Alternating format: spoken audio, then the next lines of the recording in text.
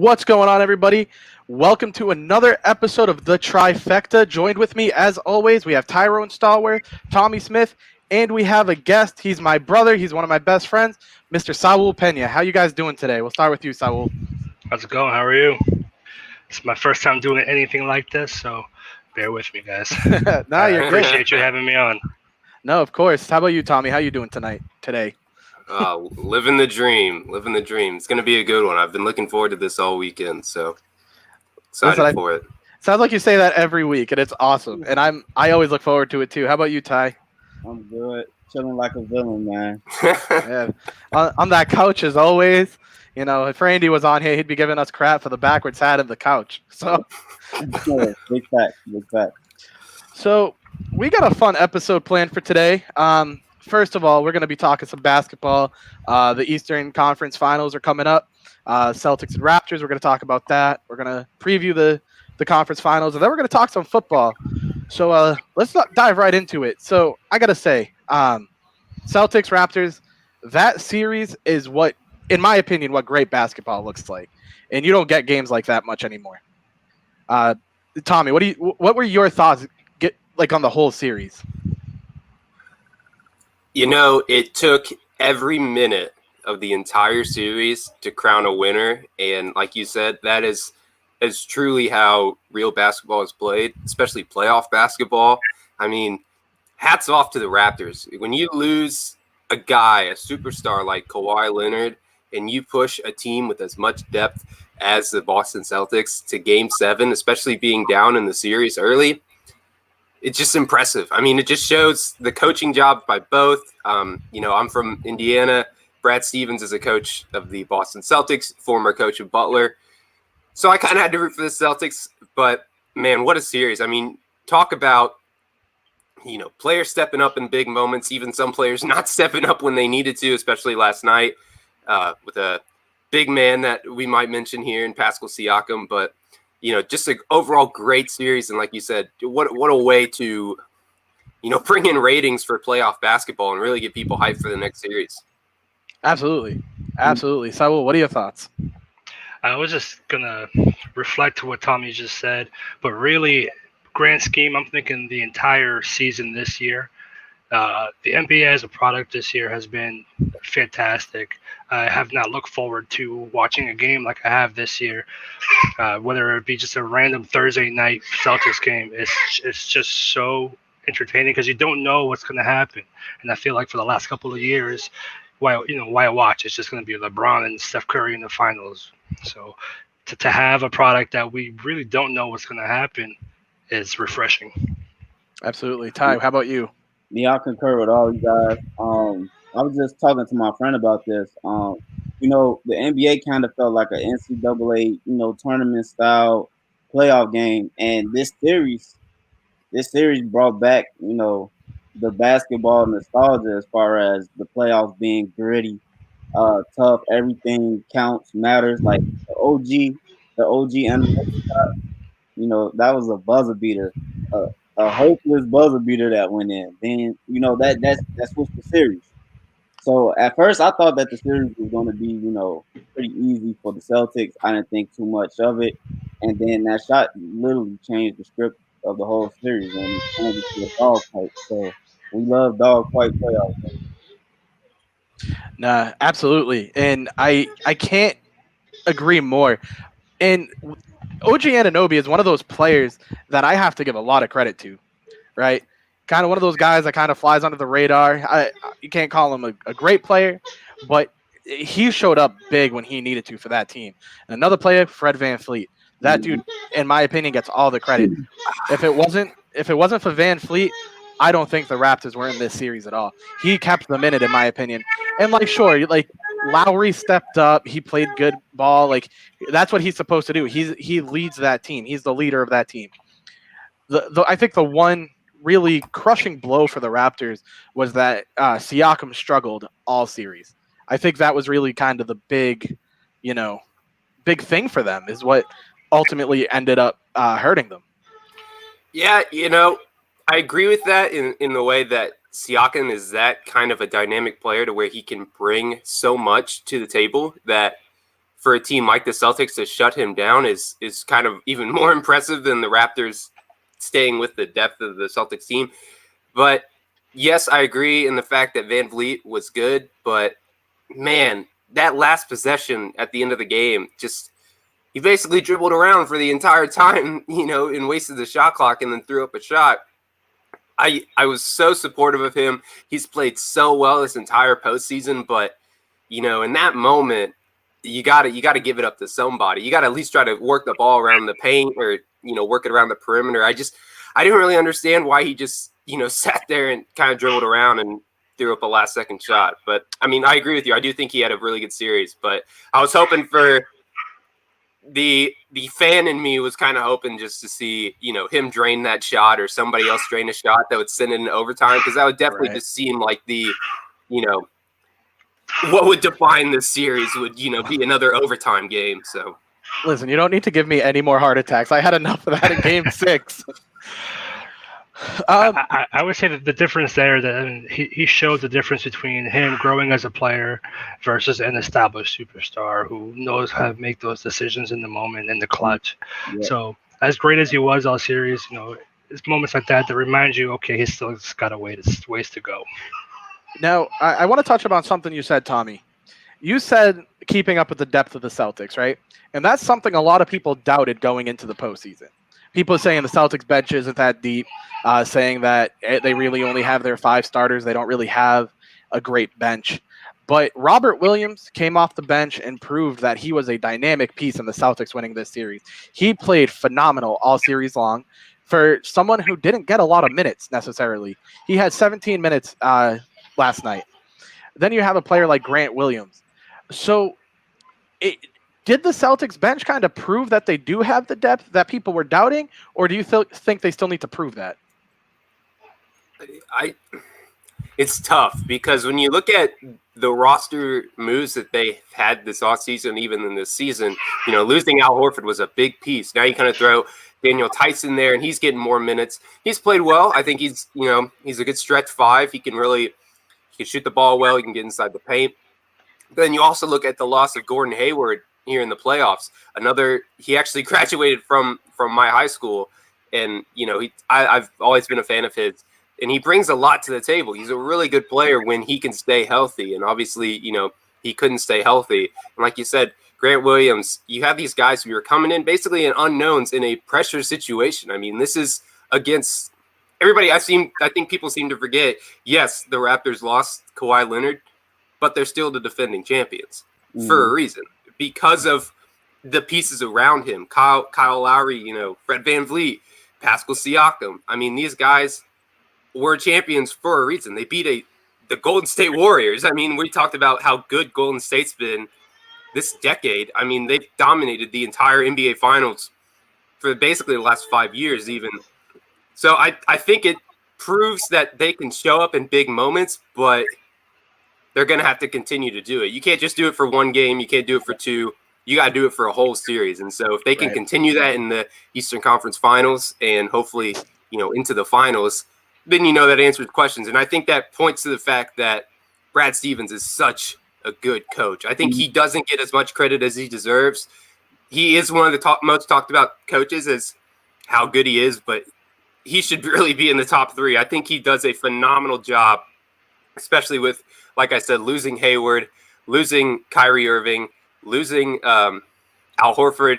Kemba Walker's hurt for most of the season. I mean, it's just a really impressive job by the entire team.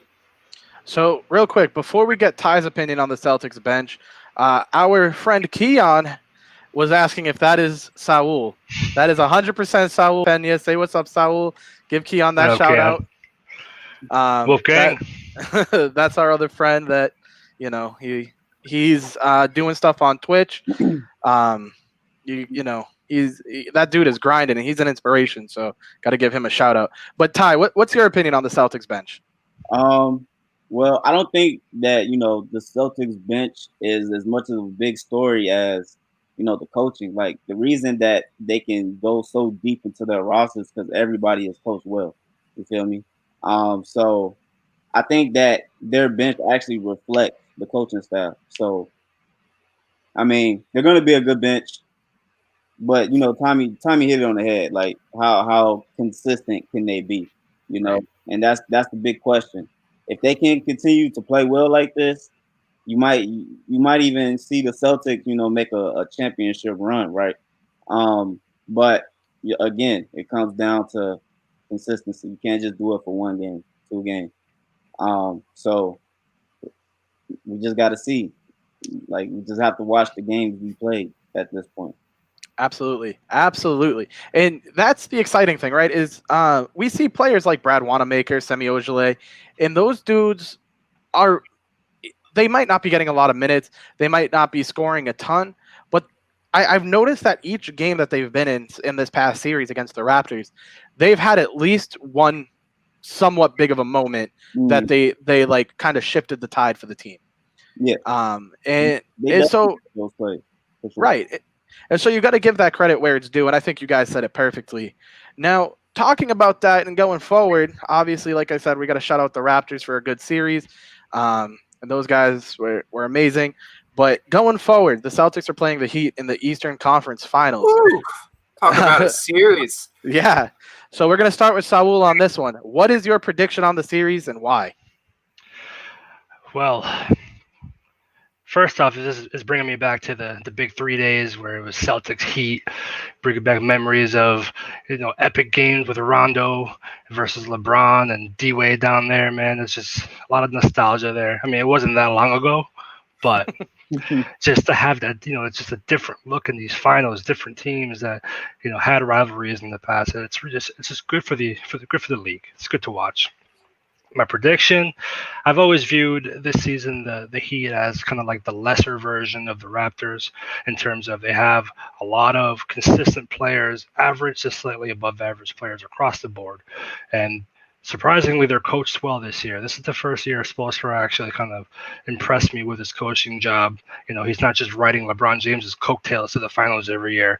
So what he's done down there, I think it's impressive. The fact that he's gone this far obviously is impressive. But I feel like the Celtics already got past their biggest hurdle in the Raptors. And now they're going to, in my opinion, face a lesser version of that same team that they just beat in 7 games. So I see them 4-2 Celtics winning this one. Tyrone, what about you? Well, I've been riding with the Heat all season on this show. You can roll back the tape. Absolutely. So I'm going Heat, man. I'm going to choose David in this matchup versus Goliath. I think those guys are hungry. They play defense. They do the effort plays. You got Jimmy playing. He got those boys playing hungry. Adebayo stepped up. He's like a force. I don't know if Daniel Tice can hold that force. Tyler Hero's becoming a better playmaker. He's more confident, shooting the lights out. I mean, I'm going with the Heat on this one. Like, I just think that Jimmy is going to pull that team into the championship rounds if he has to. I would love to see this matchup between Jimmy and Tatum. I think that's going to be the box office matchup of the series, and I like Jimmy as a defender on Tatum. I really do. I think he can be that Tatum stopper, which is giving all the praise to Tatum because he's such a prolific scorer. But I don't think you can tell Jimmy he's not going to go to the finals this year. I'm a big Jimmy fan, so I'm rooting for him. How many games do you think it's going to take? It might have to take 7. 7? I think that's going to work in the Heat's favor because, Celtics just came off a 7-game series and they had a couple of days rest. So the legs are going to hold up longer. I think that's going to be different. What about you, Tommy? As much as I talked about the Celtics and how much I praise them, I can't bet against Jimmy Butler. I mean, being a Pacers fan and watching what he did to us is just impressive. And you talked about Hero and Duncan Robinson and Bam Adebayo, but somebody that we're not talking about that needs to get credit is Goran Dragic. Yes. In 9 games in this playoffs, he scored 20 points at least 6 times. He has shot the lights out. And one of the biggest things with Jimmy Butler that they always talk about if you read articles about him is that he can never get the guys to work with him, his teammates to work with him in Minnesota or in Philadelphia. Look at him now. He's got everybody buying into we're the underdogs. We're going to try and show people up, shock the world. And I love that. I love somebody who's going to go in and work their butt off every single minute of the entire game. And so, as much as I predicted or as much as I praised the Celtics, I'm going to go Heat in 5. I mean, they took down Milwaukee in 5. I mean, Giannis was the man, and they dominated that series. So I think they keep the train rolling, and I'd like to see Jimmy finally get his. So I'm going to go, Heat in 5. Hey, man, I love it. So I'm not even just saying this, as a Celtics fan, but I'm going Celtics in 7. And here's why. Ty kind of touched on it a little bit, but I think we have an opposite opinion on what it's going to do. The Heat have had a little bit too much rest, in my opinion. I think the Celtics are coming off that Game 7. They're coming off the hype. They just eliminated the defending champions. And now they're going to be ready to roll come Tuesday for the Eastern Conference Finals. Yeah, they're going to not have as much rest, but I think too much rest sometimes can be a killer, right?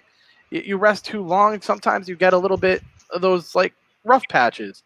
So I'm saying Celtics in 7, and the reason I say that is because the Heat are on fire. I have slept on the Heat all season long, and I'll admit that I slept on them. But now that I'm watching them, now that I'm seeing them, that team has impressed me. I absolutely love Jimmy Butler. I love what he's doing. Duncan Robinson, Tyler Hero, those guys are playing lights out basketball for as young as they are, for the way they're coming into this league and people doubting them. So they have a lot going for them. But what I see is the Celtics and the Heat kind of play a similar style game. But I feel like the talent on the Celtics outweighs the talent on Miami. And so I think that's what's going to really be the defining factor. I think the defense that Marcus Smart provides is not for whatever reason, no matter how many times Marcus Smart proves that he's an elite defender, I don't think people actually realize it. And I think people always forget that. And so that's why I say Celtics in 7. I do have a question for you. Go for it. Is it still Celtics in 7 if Tatum doesn't show up? I think it is. Because everyone's bound to have a bad game once in a while, right? Everyone's bound to have a bad game. Now, granted, if Tatum doesn't show up for 2-3 games, obviously I don't see the Celtics winning. But if he has one bad game, or if Jaylen Brown has one bad game, it's bound to happen. Dragic is going to have a bad game. Harrow's going to have everybody has that one bad game at one point. And so one bad game, I'm not counting them out. 2, 3, then we'll start to talk about it. Saul, you're up next. Stevens won't let that happen. Brad Stevens is too good of a coach, and he knows his way around the X's and O's far too much. So he can see if this player's having a bad game. And this will sound very basic to a lot of people, but I think out of all the coaches in the league, he doesn't go with the set guy. So, it's Tatum's team. Tatum's going to take the last shot. Now with Stevens is whoever, and that could be Wanamaker if he's having a 20-point game. You know what I mean? He's going to go with the hot hand. So he kind of takes away the, how do I say this, the bad game aspect that you were just talking about, Jared. So say Jason Tatum is having a bad game, he's going to shift properly. Now, right. On the other side, Spoelstra, like I said earlier, he has impressed me this season, especially coming after losses in the postseason. I feel like Spoelstra's adjustments have been almost Bill Belichick-like, coming off of losses and just fixing those problems like patching a hole in the wall. It's very impressive, but I think the better coach is going to take the series. And like I said earlier, they just beat a similar style team in Toronto, who, in my opinion, defending champs, are just slightly better. I think they're going to keep riding this momentum all the way through. Celtics in 6. I mean, even the game that the Bucks won, Giannis and Middleton's both scored 33. I mean, that's a lot. I mean, Middleton, is very underrated. He's a great player, but it took a lot for him to step up in this series and even keep it close. So I almost want to be even more controversial and say a 4-game sweep. I think if you look at the way Miami matches up, yes, on paper, I think the Boston's players beat them. But when you look at the hustle plays and the guys who are giving you extra minutes, if you put, in the starting lineup, I guess Jay Crowder would go up against Jaylen Brown, everybody's going to pick Jaylen Brown. But Jay Crowder's been scoring 15, 16 a night. You have Kelly Olynyk coming off the bench scoring 10 a night. I just think the Heat are playing too well in this playoffs. They've only lost one game. I can't pick against them, but I'll give the Celtics 1, so that's why I'm going to say 5, yeah. Tyrone really likes that one. Listen. We'll find out Tuesday, all right? But for now, tomorrow is week 1 of the NFL. We already saw the first game of the season with the Chiefs crushing the Texans and somewhat embarrassing them. And DeAndre Hopkins was grateful that he's no longer on the Texans. And Wayne Rivera actually gave us a comment. He is predicting the Bills versus Chiefs in the AFC and the Seahawks versus the 49ers. Ooh, the Bills. That's some money moves right there. He's really trying to go for that one. That's tough. He went for it. I'm a big Josh Allen fan, but the AFC Championship, man, like, come on. That's, you know what, Wayne? I love you because we do the Deep Six podcast together, but I don't know about that one. I think you spelled Broncos wrong when you typed out the Bills, man. You're sleeping on Drew Lock. I think without Cortland Sutton and Von Miller, Broncos aren't going anywhere. Cortland will be fine. He'll be back week 2. It doesn't matter, man. I'm telling you, don't worry. You're sleeping on us. Just watch. We beat the Tennessee Titans earlier last year. We destroyed them. It was like 6-24. Don't worry, man. Derrick Henry ain't going to do nothing. Denver's defense is going to show up. Drew Lock's going to throw for, let's say, 363 yards, 3 touchdowns, and an interception. Melvin Gordon and Phillip Lindsay are going to combine for like 122 yards. And Noah Fant, I'll tell you what, watch out for Noah Fant. That man can move with the ball in his hands. We'll say he sets the precedent for the NFL season. I'm saying 124 yards and 2 touchdowns. Big time. I'm not a biased Broncos fan. I'm just saying. I'm just saying. At least we got the game plan mapped out. Yeah, right. Hire me. I need to be the new offensive coordinator. I got it on lock, man. You make it sound. He's like, why did I even join this show? Nah, I'm not with Wayne, but I don't think he's that far off with the Bills. I mean, defense is a huge part of football. For sure. 50% of the game, the Bills' defense is suffocating. It is insanely good, and especially with the division being weaker that they're in, Tom Brady's gone. To me, the AFC East is up for grabs, and if they can ride that momentum into the playoffs, yeah, I mean, I could see the Bills. Is it unlikely? Yeah, but I don't think he's too far off with his prediction there. Yeah, I see where you're going there. The only way I see, one, as much as I'm not a Patriots fan, I'm not betting against Belichick, man. I don't care who he's got at quarterback. We saw him do magic with Matt Castle. I can't bet against him. But I don't see Buffalo. If they do win the division, that's a different story. But they have to get home field advantage. Because when you're playing in Buffalo, it's completely different, especially when it's, in the winter and there's snow. But when they're on the road, man, they're just a different team, it seems like. And Josh Allen is more comfortable being in, that home environment. We saw it even at Wyoming when he was there. He played a lot better when he was in his home stadium. So if the Bills get home field advantage, then I can see that.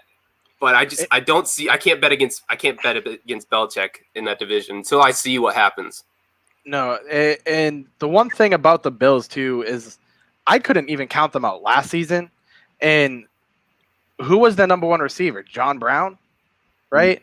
Yep. And now they have a true number 1 with Stephon Diggs over there. And so I think the Bills are really going to step it up. I mean, obviously I'm a Patriots fan, and I'm a huge Cam Newton fan. So almost gets annoyed with me how much I love Cam Newton. But I can't even count out the Bills. Like, obviously, I want to see Cam succeed. I want to see the Patriots win it all, obviously. But I can't count out the Bills. But to add some more fuel to Tommy's Broncos fire, Gary agrees with you. Tommy's correct. The I'm Broncos. telling you, step it up. everybody is sleeping on Drew Lock. I got him in the 14th round of our draft for a reason. The dude has pieces. He went 4-1, and people still think that he can't be good. I get it. The Broncos have had some crap quarterbacks in the past. Trevor Siemian is one of them. He almost led us to the playoffs after the Super Bowl. But I'm telling you, Drew Lock just brings a different style, brings a whole new moxie to the team. You bring in a new offensive coordinator in Pat Shurmur. You bring in Melvin Gordon. You get KJ Hamler. Noah Fant's got another year to develop. I think the Broncos are really going to shock some people this year, even with me being a huge Broncos fan. I really do think that they have a chance to make some noise this year. Yeah. The Bills, I really have to see, Stephon Diggs go crazy this year. If he doesn't go crazy, I don't know. It's kind of the Bills of old, but I do think they're gonna win the division. I don't think the Patriots are gonna win the division. Sorry, Jared. Kind of not sorry again though, but man, I just think that the Ravens are too much. Like, I just think it's gonna be Mahomes versus Jackson. That's the new Manning versus Brady. I hope so. I hope you're right about that because I would love to watch that year after year after year.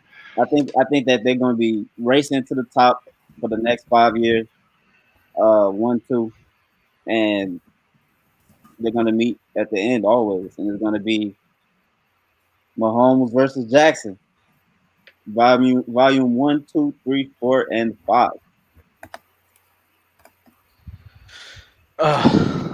I mean, it's one of those things for me that, like, I love Patrick Mahomes. I think that kid is the future of the league. Obviously, Lamar Jackson, I need to see one more season from Lamar Jackson like last year.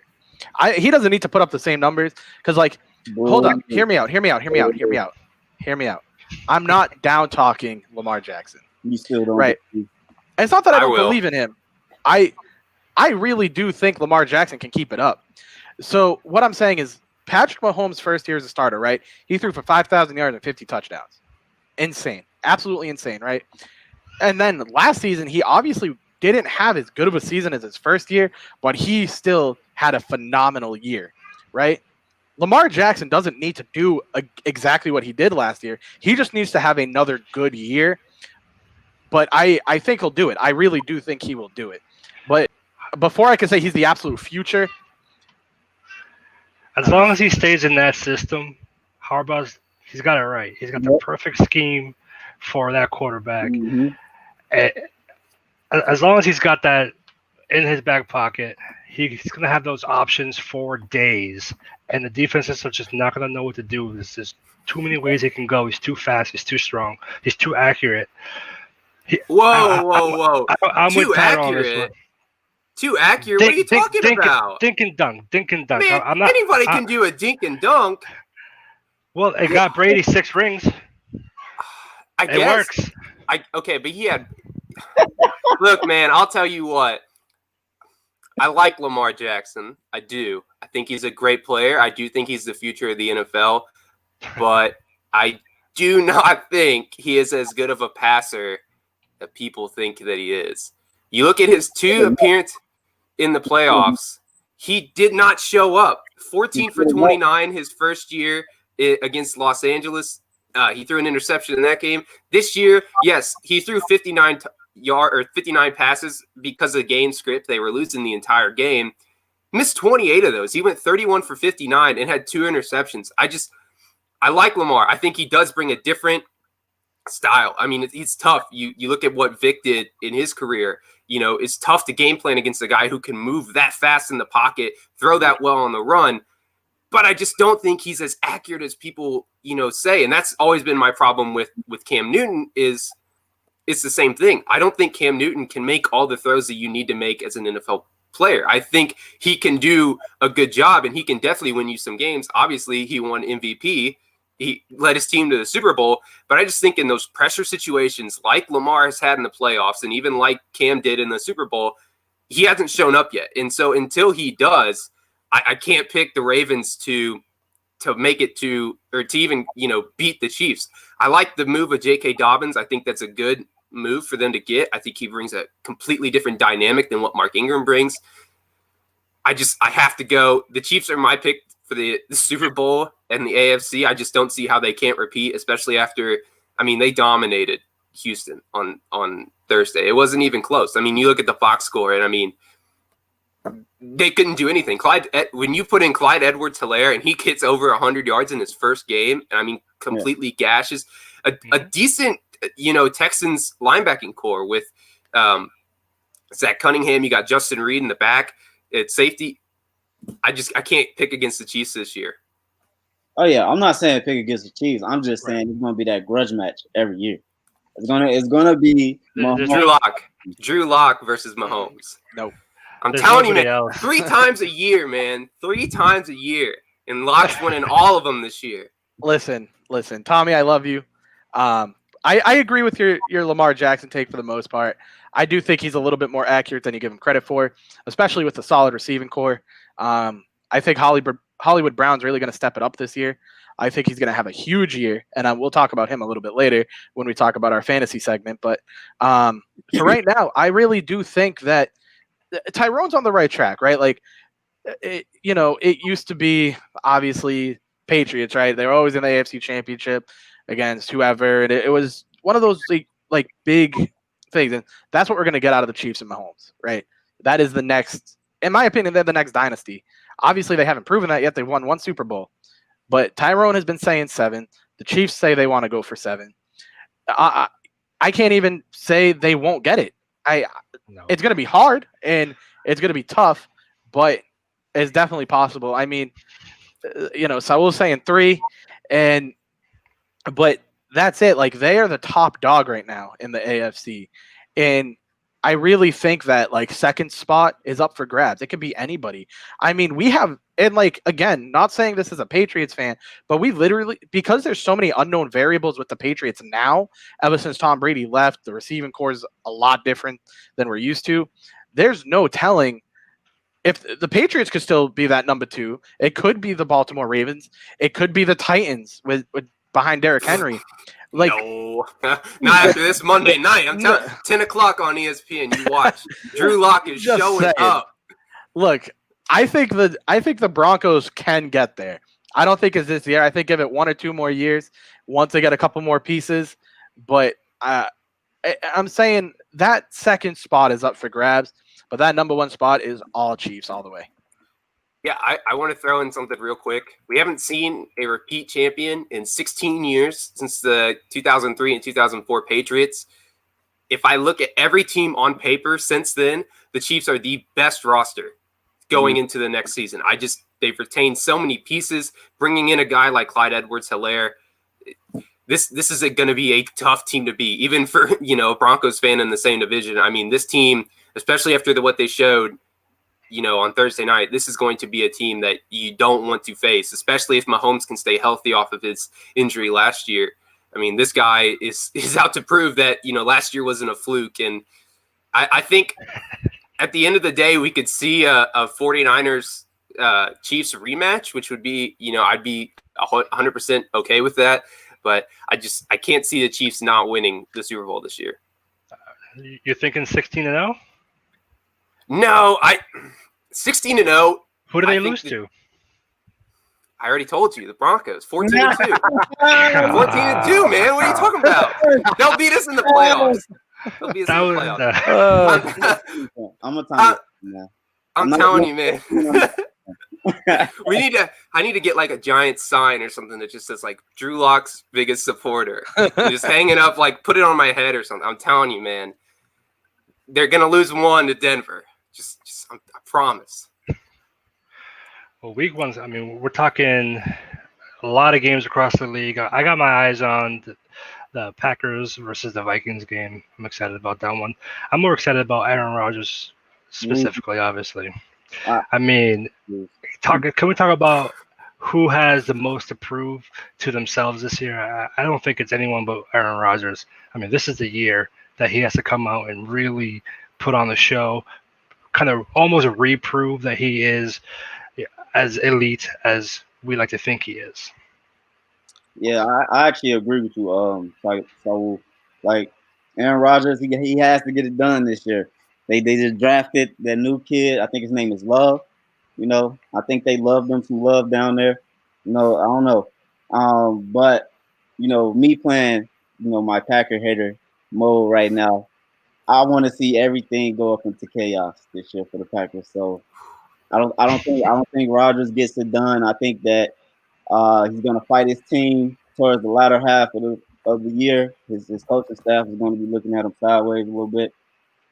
He's going to be looking at Jordan Love in the rearview mirror. I think that causes a lot of turmoil in the locker room, and Bears win NFC North. Oh man, not with Trubisky. Yeah, Man, what have yeah, you not learned? my Stephen guy, A. Smith says it best. He's a bad man. my guy, I my mean, guy. the dude is coming in and no one is picking Aaron Rodgers to have a good season. Yes, his best receiver outside of Devontae Adams is Devin Funchess. That's a big drop-off right there. But I'm telling you, man, Aaron Look, Rodgers is a bad man, and look, he is going to have a year. I he think better, he could even, he better, be top Hey, 5 in MVP voting. he I better, really do think that. he better. If he's not, he's fighting his team. Oh That's yeah, for sure. I'm with Tara. He it's almost like he needs to. I feel like he's like a caged animal backed into a corner. Like if he doesn't perform, he's gonna get like shot or something. I don't know, but traded or he's got to perform this year. I don't see him with a big contract. I don't see him with a competitive team if he doesn't still prove that he has the stuff this year. Traded. I'll tell you what, if he doesn't do good and Green Bay gets rid of him, look to him to go to Oakland. They wanted him before when Randy Moss was getting traded. They wanted to do a trade, Randy Moss for Aaron Rodgers. I think he fits really well in that system. John Gruden would love having him. He's got pieces there. And he would really make it tough on Pat Mahomes in that way. So we kind of saw the same situation with Brett Favre. Obviously, his first year wasn't very good, but when he went to Minnesota, he played lights out, led them to the NFC Championship. I don't know how you can get rid of Aaron Rodgers for Jordan Love. I've never been the biggest fan of his. They drafted him for a reason. Maybe they see something I don't, but you don't get rid of Aaron Rodgers, man. I just think don't the care. Packers are sick of him. I think they're just done with his antics. And if you're not going to perform on the field, they're not going to put up with those antics. Okay, but if he's not going to perform on the field, who does he have to throw to? I mean, his best receiver last year outside of Devontae Adams was Equinemius St. Brown. I mean, these are no names that he's throwing to. I don't understand why they have completely mishandled the situation of surrounding him with weapons. Again, look at what Denver has done. I know I'm a Broncos fan, but you get a guy, you have a 1,000-yard rusher in Phillip Lindsay, you bring in Melvin Gordon, you have a strong tight end in Noah Fant, Cortland Sutton's, on the rise, draft KJ Hamler, and you draft Jerry Jeudy, and then you beef up your offensive line with Graham Glasgow. They've done the right thing in setting up a young quarterback with pieces, and for some reason, the Green Bay Packers have neglected to do that for most of his career. I mean, talk about the last time he's had good receivers. Yeah. You got to go back to 2012, 2013 when he had Randall Cobb and Jordy Nelson and kind of getting to the end of Donald Driver and Greg Jennings' careers. I don't understand what they don't like about Rodgers to where they're just not giving him pieces. I'm with you on every point. However, this is where I blame Tom Brady because it's his fault, really, because they gave Brady who for receivers for how many years, and he still got it done. So I think the expectations are just slightly different. Because he also had a crappy coach. If they can do it, then how come you can't do it? I mean, it's a stretch, and I understand that when I say that. But hey, the proof is in the pudding. If he could do it, and Aaron Rodgers is supposed to be better than Brady, he should be able to do it too. But you look at the coaches. I mean, Bill Belichick versus Mike McCarthy. That's like comparing apples to oranges, man. I mean, Mike McCarthy, the Cowboys are trying to. The Cowboys are trying to continue their mediocrity with getting Mike McCarthy after Jason Garrett. I mean, I do agree because Brady didn't have weapons, but the coaching staffs are completely different. I mean, even Josh McDaniels, is one of the best offensive coordinators. He's been talked about being a head coaching candidate for years. So I can't pick against Aaron Rodgers. As the fan in me and how much I like Aaron Rodgers as a player, and again, same thing with, the Patriots. I can't pick against them until I see him completely fall off. I go back to the throw against Dallas in the playoffs on the sideline. I mean, that's the greatest throw I've ever seen in my lifetime. Oh, and beautiful. it's just until I see Aaron Rodgers fall off a cliff completely, I'm not picking against him. Well, I don't know, man. And you shouldn't. That NFC North is just too stacked. Like, NFC North has been one of the best divisions for the past couple years now. You got the Vikings. The only thing about the Vikings that, gives me a little bit of doubt for them is what's going on with Dalvin Cook's contract. You know what I mean? So I think that's gonna distract them a little bit. He just got an extension today. He did just get an extension today. Yeah. Oh man, that's bad news. Okay, I gotta scratch that off the list. But Kirk Cousins, can he get it done? We don't know. They just gave him a weapon out of LSU, Jefferson. I would love to see how that works. I drafted him on every team of my fantasy league. Like, I just had to have him. But the Lions, I think they're going to be at the bottom of the division as always. I just don't think that their identity is going to actually get flowing until the latter half of the season. Definitely don't tell Ryan Stern that, because he picked Stafford to be third in MVP voting. Really, I don't think it's going to happen week 1, which matters because they play the Bears. I just think that the Bears' run defense is going to. Sounds a little biased. Yeah. I mean, coming from me, I gotta show my team some love. So I think that is gonna rattle that the run offense. They're trying to search for identity. They just drafted the kid from Wisconsin. I think he's gonna be good, but week 1 with limited practices, I don't think they're gonna get it done against that stout run defense. Really, the Bears just have to manage their mistakes, man. The Bears got to score points. Yeah, and they got to score points. They got to move the ball. Like, that offense needs to answer some questions. I need to know who's the quarterback. I need to ask you about that. How long do you think Trubisky sticks the whole season as the quarterback, or do they turn to Nick Foles? And if they do, how quick do they do it? Well, I think if that team is rolling, Trubisky has a job.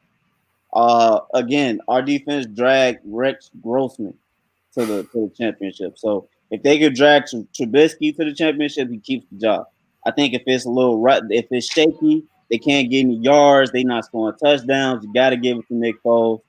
He's not a bad quarterback. He was almost an MVP when he was with Chip Kelly. I think he started in a Pro Bowl game. So he doesn't have bad talent. He shocked us in the playoffs. He drugged that team to a championship. So if they can't score points within the first, I say the third week, if he can't score points the third week, you're gonna start hearing those murmurs of Nick Foles, give him the ball, put him in, and then I think he gets in like around a halfway point. Because our coach Matt Nagy is a little bit stubborn. He likes to play with the media's head, so I think he gets in halfway if he has to, and takes that team, where they need to go. But Trubisky he's on the clock. He has 3 weeks for the fans and 6 for his coach. That's why I think it's not very good. So I need to switch it up a bit. We just ranted about the Green Bay Packers for like 15 minutes. Hey man, it was good though. It was great. It was great. But someone did leave a comment that I'm going to take a bit of a hot take here. So Gary believes that there's going to be a Packers 49ers NFC Championship game. Yes, this is my man right here. That's a good pick right there. I am going to give a bit of a hot take. The 49ers are going to be an average team this year. Nah. They are no way. Getting the divisional round. What? No. Come on, man. No. We were doing good before this. But, come on. Look, Jimmy Garoppolo is a solid quarterback. He is a solid quarterback. I'm not going to say he's great because he's not great yet. He is a solid quarterback. last year was that team's chance to succeed. And how many times have we seen this? And I'm going to name the Rams specifically when the Patriots and them were in the Super Bowl a couple of years ago. Everyone thought same with the Falcons even. Everyone thought that these teams, even though they lost the Super Bowl, were going to remain at the top of their divisions. They were going to make it back to the Super Bowl, make it back to the championship round, and both of those teams fell off. And it's so common that we see teams that go to the Super Bowl that have all this hype behind them don't ever live up to those expectations again. I think because the expectations of that team is so high, a lot of people are going to be disappointed this season. I'm not saying they're not making the playoffs.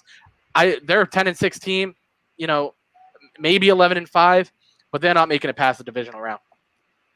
Dude, I mean, I do understand where you're coming from because you're right. They do, you see a lot of these teams who lose in the Super Bowl. Again, throwing it back, even the Broncos, they didn't have a good season. I think they finished 8-8 the year after. But man, they went 4-12 2 years ago and went 13-3 last year. Yes, they lost to Forrest Buckner, but I mean, we're talking about, in my opinion, the best tight end in the league. I love Kelsey, but George Kittle is something different, man. Go back and watch that game against New Orleans. I think it was 4th and 2. They threw a little out route to him. This man broke off 3 tackles and shoved a dude down to the face, got his face mask pulled, put his team in position to win that game. I think Garoppolo could have the most average season a quarterback has ever seen, and I still think this team can win. I love the division. I think the Cardinals, I love Kyler Murray. I think he's going to be good. I think Seattle's still going to be tough with Russell Wilson at quarterback. I can't, man. I don't know. An average team, I don't know if I could ever see a scenario where they don't make the playoffs. They're just too good of a team. They're too well coached. Kyle Shanahan is such a good manager, game manager, except for the Super Bowl. Let me stop myself there before I say that. And John Lynch is a good general manager. I love him as a person, and I think it's a great guy to have in your front office. The only thing that does worry about me is their injuries. Deebo Samuel, Brandon Ayuk is hurt. They have a lot of pieces where they're, kind of suffering because of the injury bug and because of COVID. But I mean, this team is still too good, stacked top from bottom. I can't see them not making the playoffs. Yeah, I never said, hold up, real quick. I never said they weren't making the playoffs. You said they're going to be average. That means not making the playoffs to me. I said they're not going to make it past the divisional round. Jared. The Chargers are going to be average. The 49ers are going to be good. They're going to be a solid team. I think 11-5 at most. They're losing in the divisional round. They're not going back to the championship round of the NFC. But is that really a failure? I mean, yes, they didn't make the Super Bowl, but I just think a lot of people are hyping them up too much. No, man. I think they're going to be a force. Like, just look at the game, at their game. All right. Let's say we take Jimmy Garoppolo out of the equation. Okay, we could take your opinion of Jimmy Garoppolo, but look, Kyle Shanahan has that running game running like it's magic right now. Like the offensive line is just too big, too fast, too strong, too good. Like they can go without a passing game for a while because of that run game. The schemes is crazy. The culture is set. The defense actually is the leader of the team. You have Nick Bosa, who's a bona fide star, game wrecker. Like, you have that defensive line. They're stout. They play the run and the pass. You have an elite linebacking core. Ball hawks in the secondary. It's just they're going to be a force. I mean, Fred Warner had a really good year last year, and I think he can really even step up more this year. I think it's going to be a force. This is going to be a tough team to beat, man. That division is tough for sure, but this team, I just can't see them not making the playoffs and not, being, even if they did lose in the divisional round, it's going to be a close game. Yeah, like, man, I think they're back into the conference finals, like to bring back basketball. They're going to be there. They're going to be there. The best way to explain it is that the Niners are going to be contenders for the Super Bowl for the next couple of years. They're going to be contenders. Jared, let me ask you this. Would you feel the exact same way today if the Niners won the Super Bowl? maybe. And still lost to Forrest Buckner. Hold up.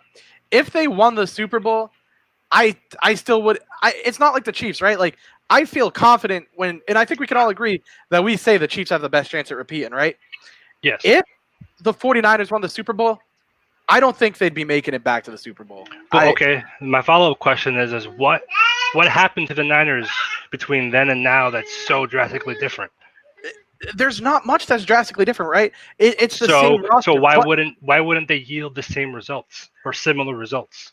There's a lot more to it than just the players, right? Like losing in a Super Bowl like that, especially where they were up for most of the game, and then Patrick Mahomes just commands this insane comeback. You get those. What's the word I'm looking for? It puts a real damper on how well you perform, even going into the following season. And again, we've seen this already with the Rams. We've seen it with the Falcons, and you know what I mean? Like, but I can give you counterpoints for both of them. The Rams don't have a weak. The Niners don't have a weak coach. Yeah, Dan Quinn's not a good coach. They retained him for some reason, and Jared Goff is no. I love Jared Goff. I liked him coming out of college, but he's nowhere near what Garoppolo is. Garoppolo had that grooming in the New England system to where now he's. I get it. He's not a star yet, but he's got the talent to be, and I just don't see that in Goff. So yes, we have seen it, but even if you look at. Even look at Denver Broncos. You go from Manning to Trevor Siemian, who was a 7th-round pick out of Northwestern. There's just the Niners, outside of losing DeForest Buckner, there hasn't been any change. The only thing that they have is they gave George Kittle a big contract because he's a dog. I mean, the dude can play. I just don't see. I think the only other loss that they had was Matt Breida. I mean, Matt Breida was good, and I think he'll be good in Miami's system. But, DeForest Buckner and Matt Breida, I mean, you're talking about a superstar and a dude who can get you some yards when you need it, and that's it. That's all they've lost. So I don't see them not having a good season, and I just don't see them not being one of the top teams chasing the ring. I think Jimmy's got to stay healthy. I think if they didn't have a good culture, right, they were one of those teams that were shaky, and that loss in the Super Bowl might have hurt their chances more if that was the case. But that culture is set. They have their leaders. It's just, man, like even let's take the Bears from a couple years ago, right? They go to the playoffs. They were supposed to make a run. They were good. They're not bad. They just aren't as good, but they're not bad. They still are a scary team, right? No team wants to face the Bears. And it's like, that's going to be the same case amplified times 10 for the 49ers. Like, I don't want to face them. I guess this is why it's called a hot take, right? I mean, man, that's why it's called a hot take. That's a big hot take right there, man. Like I know I'm giving some love to Denver, but man, that's a real hot take right there. Look, that's why. There is one Heat and 4. I'm calling it right now. I'm changing it up. We're going back to the hot take. We're calling Heat and 4. Go sweep. I'm a Tommy fan, man. Look. I really think Seattle is going to have a breakout year. I think Seattle they very well can get back to the Super Bowl. I mean, that team is awesome. DK Metcalf really showed that last year that he has what it takes to be a contender for the number 1 receiver on that offense. And that's hard, especially with a guy as consistent as Tyler Lockett. And, I honestly believe that Tyler Lockett was snubbed from the Pro Bowl. That was like the biggest thing when nobody was like considering it. I love Tyler Lockett. I mean, I have him in like 3 of my fantasy leagues. I love the dude. But the one matchup for this year that I'm excited about that we're going to see twice a year is the Bucs versus the Saints. That for me is, I was talking to Saul about this the other night. Sunday night, the Cowboys are in the primetime spot. Obviously, it's the Cowboys, America's team, the whole yada, yada, yada. I really wish it was Brady versus Breeze in his new team, because I think the Buccaneers can really be a Super Bowl contender this season. And I've said it before, you guys know this. Brady has a solid offensive line on the Buccaneers. He's got one of the best receiving cores in the league. He's got a solid backfield behind him, and that defense is slightly above average in my opinion. I really think that team can outscore almost any team in the league. So I am going to love watching Brady versus Breeze twice a year. It is going to be amazing. Brady finally has the weapons he wanted in New England all along. He's getting paid for it. I really think that the Buccaneers are people are going to sleep on them. People are going to say, nah. I really think just having Brady makes a world of difference because Jameis Winston threw 30 touchdowns and 30 interceptions last year, right? And they still went 7-9. They still went 7-9. And I think with someone as accurate as Brady, as talented as Brady, who all the reports that I'm reading are saying he's never looked better, that he looks better now than he did last year and the year before, I really think we are going to see a huge improvement from that team. And I'm saying they go into the Super Bowl. I'm saying it right now. My little brother is going to hate me because he's a Buccaneers fan, but man, I get it. Like, I see that, but I feel like, this ex-quarterback hasn't looked good, ever before like he has now. I've heard that enough, man. And the whole thing, the Buccaneers were the off-season winners. Man, I've heard that team be the off-season winners like 4 out of the last 7 years, even when they signed, Ndamukong Suh. Until they prove it on the field, and yes, you're right. They won a lot of games, and they should have won a lot more with Jameis throwing 30 touchdowns and 30 interceptions. But until I see it in this Sunday, I mean, talk about a matchup you got. I mean, you got the New Orleans Saints, who, if it wasn't for George Kittle, probably could have beaten Patrick Mahomes in the Super Bowl. I think they would have been that would have been a great matchup. But I mean, Brady's got a challenge. He's going to have Cam Jordan coming off that right end, and we'll see if he can take some hits because the NFC South has some beefy dudes up front outside, compared to the AFC East. I mean, look at the Falcons with Grady Jarrett. The Panthers have some pieces too. This is going to be a good year. I don't know about Super Bowl this year, but I definitely think I do agree with you. I think the Patriots are going to be the Buccaneers are going to be one of the top teams. Not the Patriots. They're not going to be. No. Broncos got a better chance than the Patriots. The Buccaneers are going to be one of the top teams chasing the ring. I disagree with that. Actually. I'm going to tell you, I think the NFC South is the most talented division in the league. I think that is the toughest division in the league. I don't think any other division really stacks up to that one because the Saints, you got the Falcons, you got the Panthers, you got the Buccaneers. And I'm going to tell you, the Saints and Alvin Kamara just agreed on a $75 million contract extension. I believe it was 5 years. The Saints are going to be a force this year. The Seahawks are going to be a force this year. Look, I know I gave my hot take about the 49ers, and maybe average wasn't the right word, but definitely I just see it wasn't. Yeah, it wasn't. It wasn't. See a lot. The Patriots are average. Sure, I just see more teams being better than the 49ers this year, and so that's where my take of they're not making it past the divisional round. They're not going to be a contender, in my opinion. But you also have to remember. There's 7 teams in the playoffs this year on both sides. There's an extra wild card team. Is that not this year? Next year. This year, I think. I thought it was this year. Yeah, I thought it was this year. It is. It is this year. Is it? Okay. But I will counterpoint your best division, the AFC North. I'm telling you, man, you got the Baltimore Ravens. I'm not agreeing with that one. Pittsburgh. What are you talking? Pittsburgh won, almost made the playoffs with Mason Rudolph and Duck Hodges.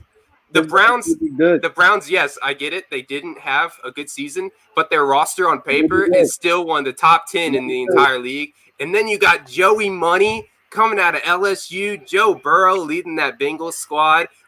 They've got good pieces. They do. He has a good offense to work with Mixon. AJ Green's coming back healthy. You got Tyler Boyd. That's my pick for the best division in football, but the NFC South is a very close second. Yeah, I just, words about, what you just said, Jared. I don't think that the Buccaneers are slept on. One, I think half the country thinks they're going to make the Super Bowl. But I do have to lean with Tommy. I think there's going to be a harder road for them. And it might not be this year. You got to think about it. The NFC is basically the Western Conference of football. It just is. And that's why, you're not far off with the 49ers, but I don't think them not making the playoffs is average because the NFC is just so stacked, like from top to bottom. They're definitely gonna have a harder road, but Tom Brady, I don't know. Tom Brady going to the NFC is kind of like LeBron going to the Western Conference. You gotta see how he goes, how he swims or sinks or survives in NFC. I This just episode of the Trifecta is brought to you by Blue Diamond Almonds. If we could get a sponsorship, that'd be great. I'm gonna send that to them once this is uploaded on YouTube. Once this is over, I'm gonna send it to them. yeah, man. So we'll obviously don't worry about that. That's not a big deal. I gotta say, honestly, I don't disagree with you guys about the Buccaneers, but I have them really high up right now. I really do think they are gonna make the Super Bowl. But all the points you guys brought up are great points. I know we're going a little bit over our usual time of an hour, but that's okay. We haven't talked to you guys in a week, and I missed everybody. So Tommy wanted to dive into fantasy football. Let's run into our team. There is one player. I have him in 3 different leagues. There's a couple players I have in 3 different leagues, but it's Joe Mixon. I think Joe Mixon is going to be a top 5 running back this year. 100%.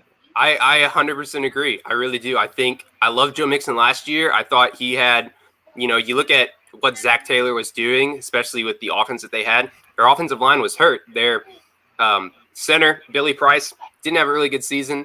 Their left tackle, Jonah Williams, that they drafted, was out the entire season. He comes back healthy now. You bring an entire new offense in with Joe Burrow, who can really stretch the field. You have to think the SEC is basically playing against, NFL defense. A lot of the players that you see in the SEC are going to the NFL in the first 3 rounds, and that basically means a starter.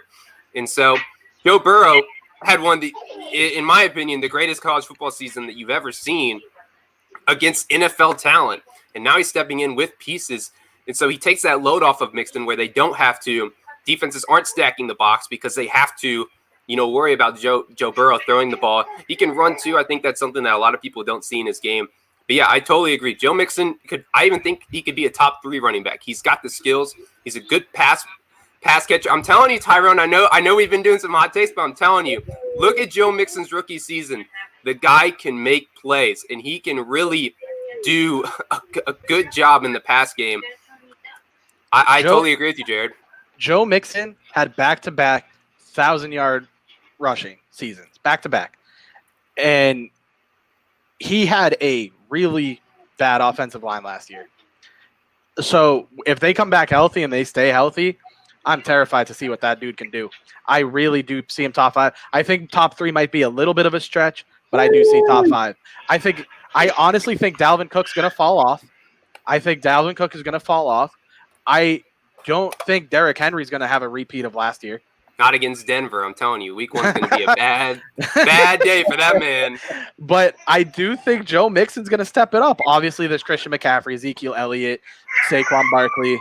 But Joe Mixon comes after those dudes, in my opinion. I feel like my comment here is I can't with confidence name 5 better players that are above him. I can't say, oh, definitely this many. So 5 is about a good spot for him. Yeah. Tyrone's like, I hate all of you. He's like, I think Joe Mixon sucks. Hey, I'm just saying I love that we do hot takes, man, because y'all been hot today. I mean, man, look, to keep it a buck with you, I gotta see it. I'm not saying he's a low tier running back for fantasy, but 3, sheesh, I don't know about that one. Hey man, like you said, we started out with hot takes. I've been making a lot. I just got to keep it with it, man. And I need to call out Ryan Stern here for our fantasy football draft. We did a stream of it. Go check it out on Back Sports page YouTube. I took Darren Waller in the, I want to say 7th round. I'm a big fan. He got over 100 targets last year for a reason. I think that offense works well for him. I think he's going to have a good season. In the 12th round, I took Jonnu Smith, tight end for the Tennessee Titans. And he did not like that because he didn't understand why I took 2 tight ends if I'm only going to start 1. And I'll tell you why.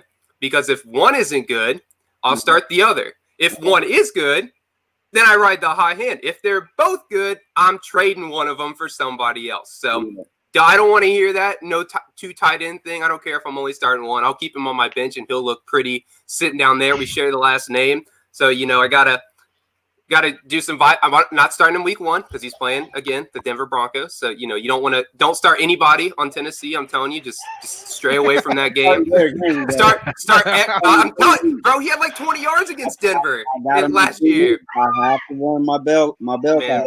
I'm telling you.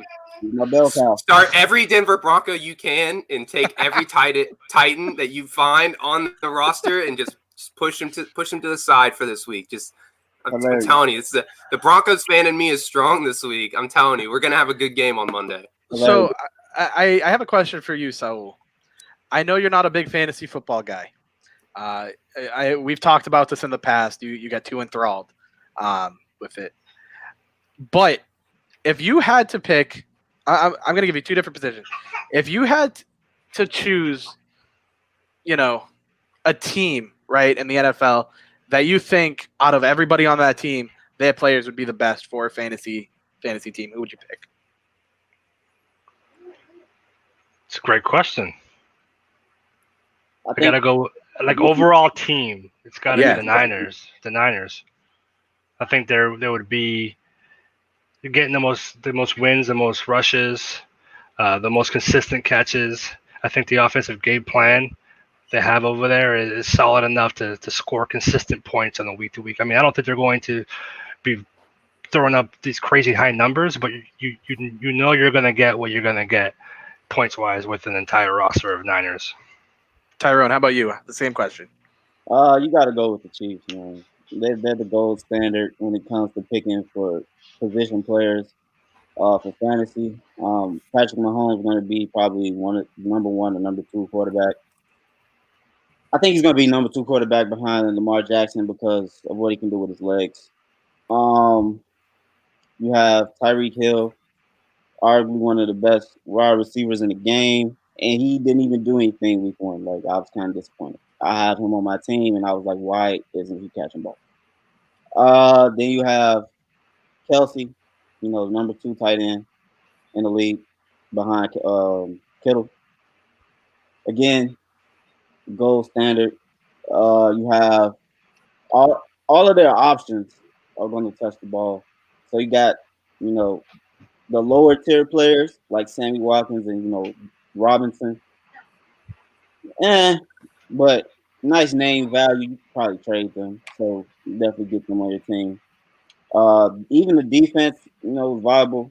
They're not a terrible defense. You can pick up the defense. So I just think that the Chiefs are the gold standard, like of the first guys that you want to get in fantasy, just because of Patrick Mahomes is just that guy. But yeah, that's my pick for that question. Tommy, what about you? Oh boy, I think you should go because I'm going with another hot take. All right. So I'll let you go first, and then I'll throw in my hot take here. So we already know Tommy's going to pick the Denver Broncos. I'm picking. I promise you, it's an NFC team. It's an NFC team that we haven't said. I was going to say the same. I'm going to say the Baltimore Ravens. The reason I'm going to say the Baltimore Ravens is because there are so many guys on that team that can move the ball. And as we all know, I mean, fantasy and actual football are so different, right? Some guys that might not be the best on the field might do great in fantasy just for the different types of play styles, and we already know that. When you have a guy like Mark Andrews who's young, who's coming into his own as a tight end, who I think he's going to have a breakout season. Obviously, like Tyrone said, Lamar Jackson's the number 1 quarterback in fantasy because of what he can do with his legs. And I'm sorry to burst your bubble, Tommy, but I think he's a little bit more accurate than you give him credit for. He's got a great receiving core, and I think Hollywood Brown is going to be the number 1 receiver on that team this year. Great. I don't know about great. I mean, the second guy is Willie Snead. I'm a Ball State Cardinal, and that's where he's from, but who is it after him? Brandon Boykin? I mean, come on, great. I get you. I would have picked the Ravens. I think J.K. Dobbins is getting is if he's available in your fantasy league, you better pick him up because he is going to not only take Mark Ingram's job by the end of the season, he's going to dominate the touches at the end of the season. But also, I agree with you. Nick Boyle is a good tight end. I think he's a good backup to Mark Andrews. But I don't know about great wide receiver core. Outside of Hollywood Brown, they really don't got nobody. Sure, but that's the beauty of it, right? Is the ball can be spread around and these guys can all make plays. Whether they're great on the field in like in an actual game compared to what they can actually do in fantasy is different. Look at Will Fuller on the Texans. That dude put up 20 points for me Thursday night, and he didn't do much of anything. And he played against the Chiefs defense, and that defense is pretty good. So what I'm saying is the Ravens have pieces that can move the ball. They can make these tough catches. They can get the ball downfield. Whether they're scoring or not is different, but them getting the yardage, they're getting the ball, they're getting the catches. Hollywood Brown's going to be scoring those touchdowns. He is one of the players I have in 3 different leagues. I have him on 3 different teams as a starter. I think that dude is going to have a huge, huge year. Actually, now that I'm thinking about Tommy, I know what team you have. I know what team you have. The Seahawks. Seahawks. It is not. Ooh. You ready? We're gonna call this segment the Tommy Take. The Tommy Take. I like it. Tommy Take. A team that people aren't looking at, and I don't know why, because the pieces that they have are so good, is the Philadelphia Eagles. Ew. Think about it. Carson Wentz is still one of the best quarterbacks in the entire league. Yes, he is. When he is healthy, the potential best. When he is healthy, he has the skills to get you healthy. Okay, yes, obviously he doesn't stay healthy. But if Carson Wentz gets hurt, guess who you get to throw in there? Jalen Hurts, a dude who can do the exact same things as he can and run even better than him. You look at their running backs. They have Miles Sanders, can catch the ball in the backfield, can get the outside edge. Boston Scott is one of the best receiving backs in the entire league. Corey Clement's still on that team. Then you look at the receivers. Alshon Jeffrey, Deshaun Jackson. They drafted Jalen Reagor out of TCU. J.J. Arcega-Whiteside is still there. He wasn't the best last year, but I think he can step up as that 4th receiver. You have Zach Ertz and Dallas Goedert, and that offensive line still has Lane Johnson. They still have pieces there to get you fantasy points. I'm not saying that they're a good team overall. They are a good team. They're one that I think they're going to win that division. But we're talking about fantasy points. We're talking about guys who can get you points. And especially in a PPR league, you want running backs who can catch the ball out of the backfield. You want guys who are going to get high value targets. And that is what the Philadelphia Eagles offense brings to you, especially even, we talked about Wentz. Both Wentz and Hurts can run the ball, which you want. You want guys like Lamar Jackson, and they are undervalued. I'm telling you, man, Philadelphia is going to be a good team, and they're going to get you a lot of fantasy points. Tommy Take. I would go with the Chargers over the Eagles. Austin Eckler, Hunter Henry, Keenan Allen, Tyrod Taylor, and Justin Herbert, and you're trying to compare Carson Wentz. At least Tommy was going for the explosion factor. Oh my God. I am going with the Chargers over the Eagles on that one. Look, Austin Eckler is a beast. Hunter Henry is a top 5 tight end in fantasy. Keenan Allen is a beast. And with that, the Tommy Take has been retired after just one episode. Jared thinks that Tyrod Taylor, the combination of Tyrod Taylor or Justin Herbert is going to be a better offense than the Philadelphia Eagles. Come on, man. Go with it. I think we're done with hot takes. I think we're done with hot takes. Tommy, no. And I'm going to tell you why. They always injured every year. Every year. It doesn't matter what the date is. They already have offensive linemen that are injured, so Sanders, sorry. Nah, man. Then no one's there to protect Wentz. Sorry. I don't know, bro. Johnson's there. Hey, man, we're sponsored by Blue Diamond Almonds. You know what they say? Bold. We're taking bold, hot takes here, man. These are habanero barbecue. I actually avoided the Eagles in all of my drafts. Like, I have no Eagles because I just can't do it, bro. No. Not even Watson? That injury bug is serious in Philadelphia. Like, it's almost as rapid as COVID. I don't know, man. Like, nah, I can't do it. I can't do it. I couldn't even take Zach Ertz, and he was there. I actually took the Baltimore's tight end, who's gonna have an amazing year, Mark Andrews, over Ertz because I can't trust that injury bug. I can't do it. Yep. Not in Philly. I have no faith in the Eagles at all. I understand where you're coming from with the injury bug. And you're right. A lot of their players do get injured. Even, their top two receivers in Deshaun Jackson and Alshon Jeffrey get injured. Always. But you look at players who, do get injured a lot. Look at Keenan Allen. He was injured the past, 3 out of the last 5 years. The last 2 years, he's been one of the best receivers in the league. Yep. Yes, you're taking a chance on them getting injured. That's why you have, 5 receivers and 5 running backs on your team. If Eagle. You're drafting. When you're drafting a fantasy football team, you're drafting based on potential. And if they can stay healthy for a 16-game season, I get it. It's probably not likely. But if they do, they can. Aren't you drafting based off of potential, which is basically if they can? You definitely are drafting off potential, but you got to add injuries to the equation. Of course, but going with Keenan Allen's been hurt 3 out of the last 5 years. Are you still going to take him though if he's there? He's been one of the most productive. His ADP dropped this year. His ADP is dramatically down. Like I got him in 4th round in 2 leagues. And that's the thing. It's these Eagles players, their ADP is down, and you're getting good value if they can stay healthy at where you're drafting him. I didn't take Boston Scott. Boston Scott's my 5th running back. I have no problem putting him out to get pass catches in a PPR league, especially in a 12-man league like we are, 1 week. If he has a good matchup and he's the starter because Miles Sanders goes down, I got a guy who I know is going to get 5 catches a game and has a chance to turn up field and get you yards, which is what you need. You need points in fantasy football. I get it. I understand what you're saying. You're basing it off of the injury, but the potential is there for that offense to be good if they can stay healthy, which is what you're drafting on if they can play well. Yeah. Okay. I gotta stop it there. You brought up a good point, Tommy. Right? You want a guy that can turn upfield, generate yards, get catches out of the backfield. Christian McCaffrey, the best running back in the league. And he's obviously going to repeat I really believe he's going to repeat as the number 1 running back in fantasy this year. I had him last year. He carried me all the way to the championship round. Last year was my first year ever playing fantasy football. And honest to God, I'm incredibly happy with McCaffrey. I think, first of all, it's outrageous. 1,000 rushing yards and 1,000 receiving yards in the same season. Outrageous. He's the 3rd running back to ever do it. The last one was in 1999 by Marshall Faulk.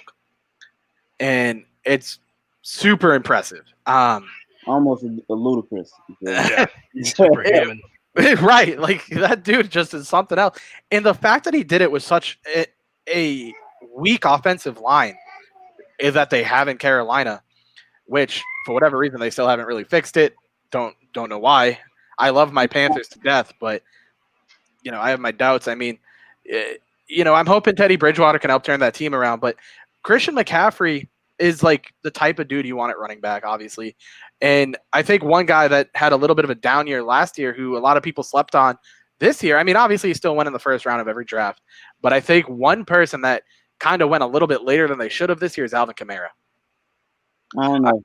I think he's going to have a bounce back year. I think he's one of those players that players like we talked about all the time in every other sport have down years, right? Like, it's normal, or down seasons, down games. It's a normal thing. But Alvin Kamara strikes me as one of those players who is going to have a bounce back year. I think he's going to finish in top 3 of fantasy running backs. All right. So who's your other running back? Because you have Alvin Kamara and Joe Mixon. Who's the other running back? Christian McCaffrey. I said Mixon's top 3, 5. by the way. I said Mixon's top 5. I think he's top 3. My running backs are. I think Saquon's going to have I think Saquon's going to have a good year, but I don't think he's going to be as strong because Daniel Jones is there, and I think Daniel Jones in that offense, having Darius Slayton and having his name is Sterling Shepard and Evan Ingram, I think it gives a lot more. And again, the same thing with the running back we were talking about before. It allows Mixon. It allows them to stop stacking the box and bringing 7 guys in. and now you're spreading out the offense and you're giving, more touches to these other players. So that's the only reason why I think Mixon, which I just think his talent, and again, we're not saying Saquon's bad because he's not. He's definitely top 5 running back for me this season. I just don't think having Daniel Jones in that offense, you get a lot more. You're going to see them throw the ball a lot more, especially with Joe Judge there as their new coach. Yeah, I mostly agree with Tommy. Like I said, I have Mixon in top 5. My top 5 would be Christian McCaffrey, Alvin Kamara. I really think he's going to have that great bounce back season. Saquon Barkley's going to be 3rd for me because, like Tommy said, there's just way too many guys to spread that ball around with, and Daniel Jones. Obviously, having him in that mix with that type of offense, I don't think it works that well. So that's why Saquon's number 3 for me. Number 4 is Ezekiel Elliott. I've never really been high on him, but I've always understood how good he is. I'm not a huge Zeke fan. I never have been, but I'm never going to discredit the talent that dude has. I'm never going to discredit anything he's done. But he's number 4 for me because of that Dallas Cowboys offensive line. And then number 5 is Joe Mixon. I do want to ask your opinion because you said Kamara is going to have a bounce back year. Yeah, I drafted Kamara. He's on both of my fantasy teams. But what do you consider a bounce back year? Because his first 2 years, he had 1,500 yards, and last year he had 1,330. So he's still having a very productive season. So what is your prediction of a bounce back year for him? So he did play injured some of last year. And I think that kind of put a hindrance on him later in the season. So obviously he still did amazing, right? And it's one of those things that we talked about earlier with Patrick Mahomes, Lamar Jackson. These guys had insane first years and then fell off a little bit, but they're still amazing, right? Like they still put up incredible numbers.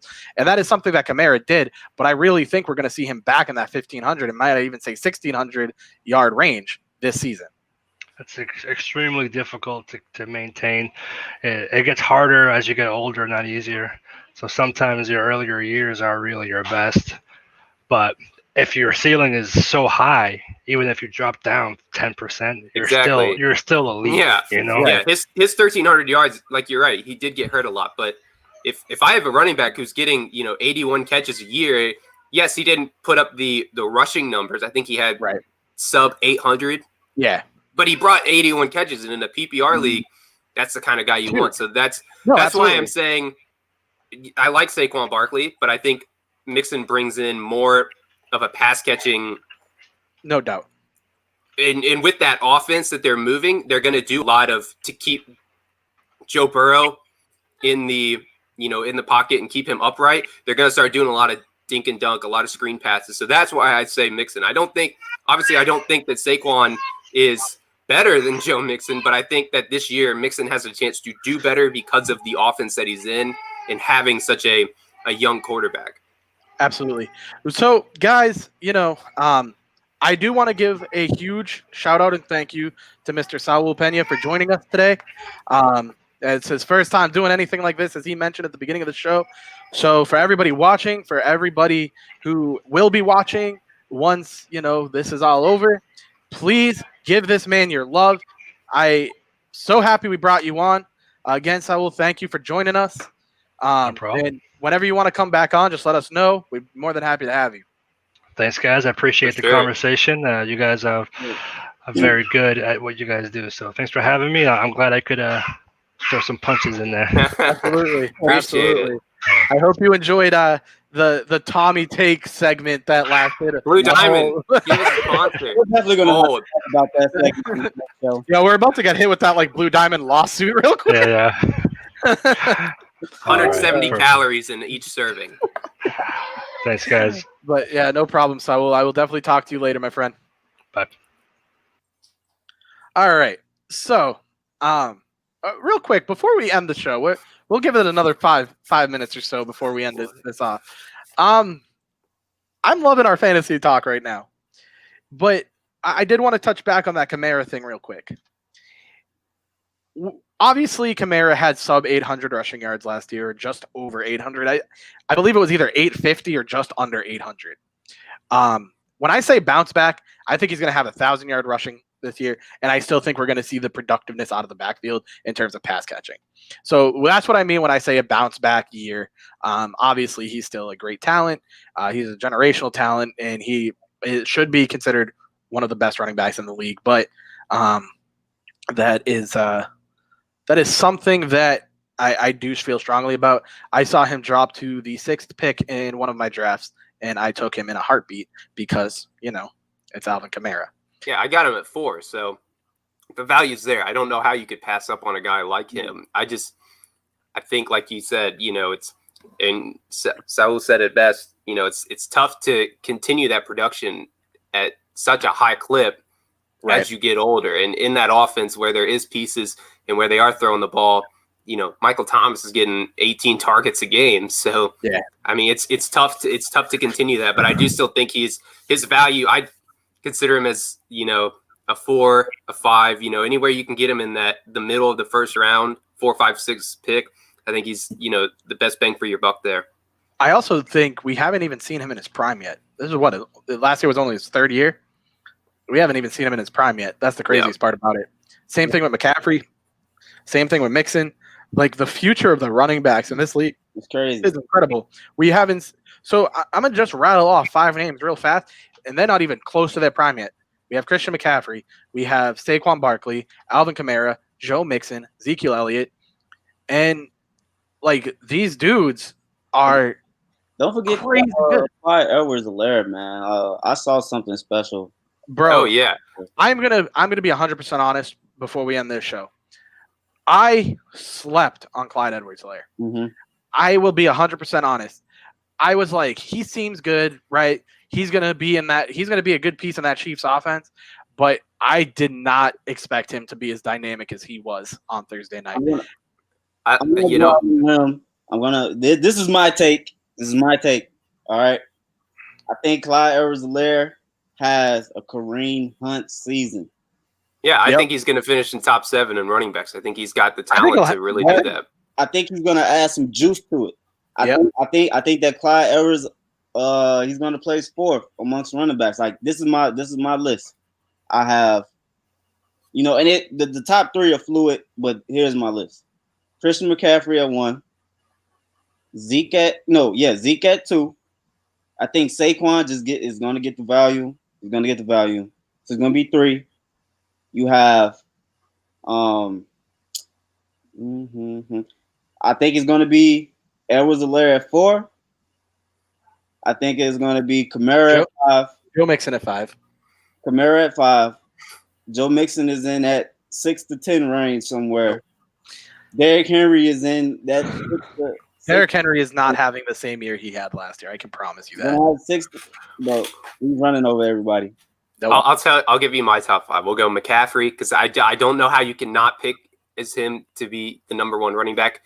Having Teddy Bridgewater there just brings too much uncertainty, and he's going to get the touches whenever he needs them.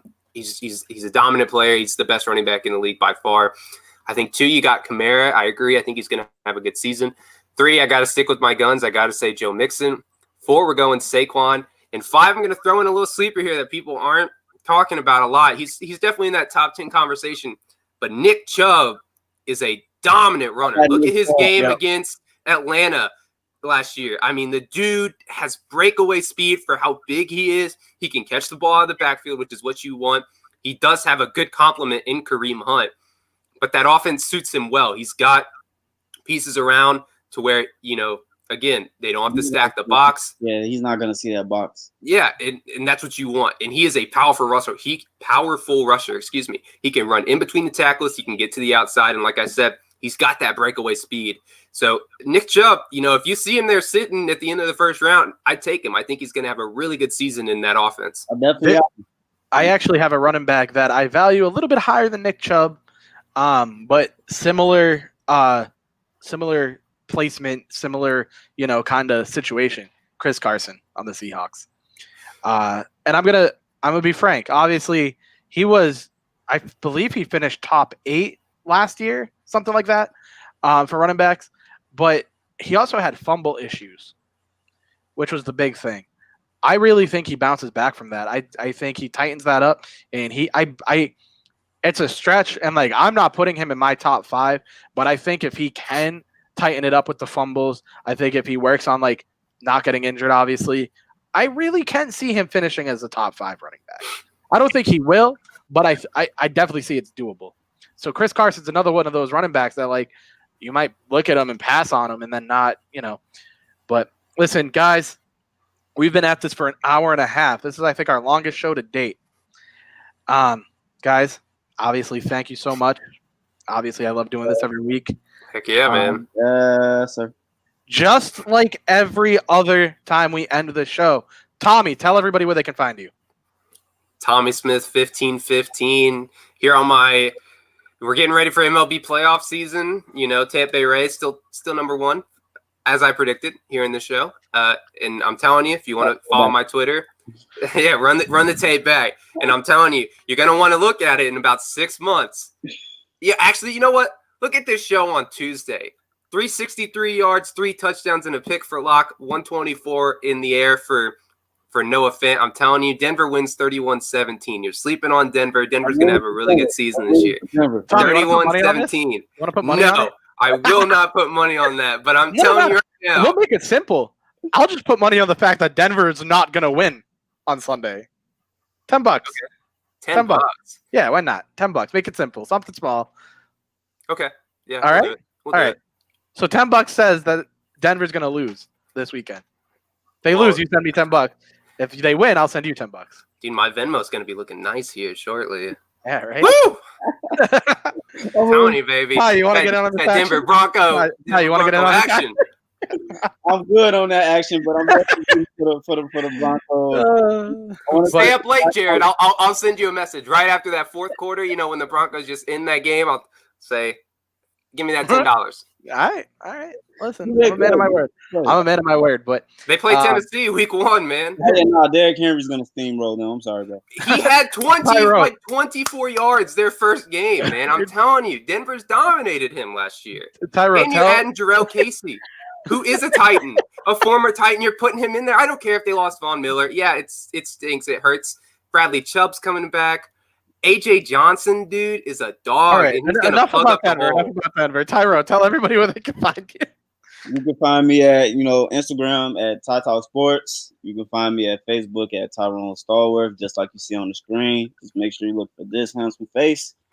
Looking forward to the Denver game. Actually, I have Jerry Jeudy on all of my teams, and I think he's going to have a good year. I think he's going to have a great rookie year. Matter of fact, I think all of the Alabama wide receivers who are in the league are going to have great seasons this year. So, and you got to add Justin Jefferson to that too. So I'm looking out for the new wide receivers. That's my take. I don't know if it's hot. It might be, vanilla, but I think that the new wide receivers are going to pop. I'm looking forward to, Tommy's bit throughout the football season. I'm going to see what Denver does this year. I don't know. He has me a little bit excited. I'm telling you, man. People sleeping on us. He has me a little bit excited. So, listen, and as everybody knows, you can find me on Twitter at JournalistJ0. You can find me on Facebook at just Jared0. Just like Ty said, look for this handsome face.